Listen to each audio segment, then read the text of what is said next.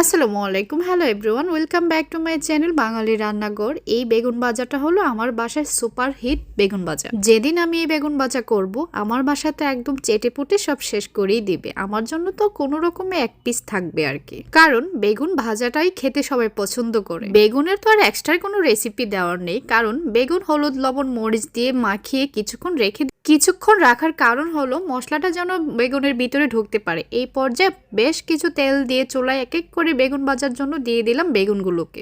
এই পর্যায়ে প্যানটাকে কিছুক্ষণ ঝাঁকিয়ে নিব। আমি আগে মনে করতাম এইভাবে ঝাঁকিয়ে ঝাঁকিয়ে হয়তো মুরব্বিরা কেন রান্না করে, হয়তো টেস্ট ভালো আসে না। পরে ভাবলাম যে এটা ওদের হয়তো কিছু একটা হবে আর কি। ওই তো এক এক করে উল্টিয়ে দিব, লাল লাল করে ভেজে নিয়েছি। এখন খুব কাছের থেকে দেখিয়ে দিব কি সুন্দর কালার এসেছে, তাই না? এখন বেগুনটাকে আমি এক এক করে সুন্দর করে একটা সাদা ধবধবে একটা প্লেটে উঠিয়ে নেব। এক পিস বেগুন ভাজা দিয়ে কিন্তু এক প্লেট খাওয়া